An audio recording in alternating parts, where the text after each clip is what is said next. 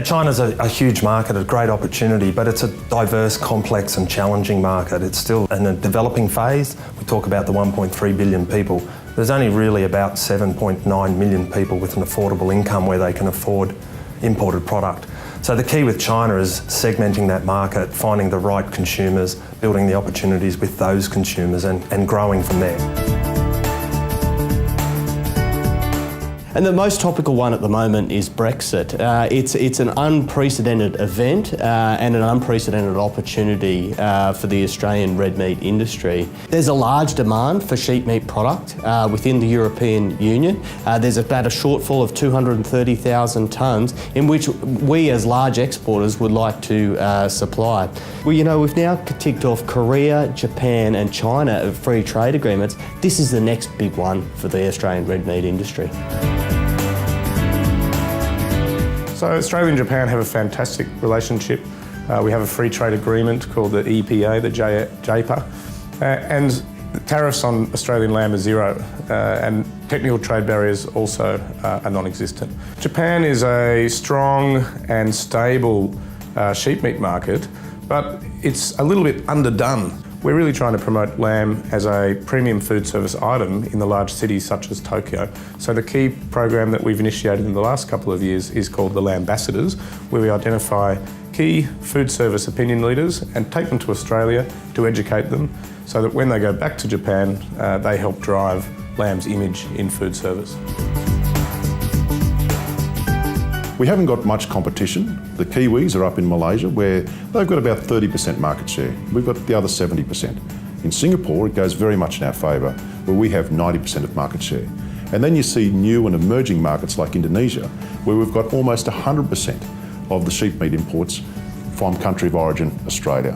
Our priority lies in that Malay Peninsula, and that's where we need to continue to focus, encouraging chefs to uptake product, utilise it for their menus, encouraging retailers to put it as part of their SKUs because it looks great and ultimately it tastes great, and we're just continuing to influence the consumer to buy our product. US consumers traditionally only consume about 0.4 kilos per capita per year of lamb, and that's about 20 times less than the Australian domestic consumption, so we see that opportunity there for growth. People who become familiar with preparing Australian lamb see the nutrition and health benefits of that product in their offerings on a menu, and then pushing that sort of through their restaurants. And when we're talking about chefs, we're not just talking about chefs of one or two restaurants. Some of these chefs and executive chefs, you know, control chains of hundreds of restaurants. So this is fairly influential stuff. So that's one key. The growth in sheep meat in Korea has been triggered vastly by a single food service trend, which is Chinese-style barbecued lamb skewers. So whilst that growth is fantastic, we really need to be cautious that to avoid that the Korean boom becoming a fad. We've produced material that helps restaurants and retailers identify Australian lamb on shelf. And we're lucky in a way that Australian beef has such a great reputation in market. We are able to leverage the friendly attitude that Koreans have towards our beef and encourage them to try Australian lamb.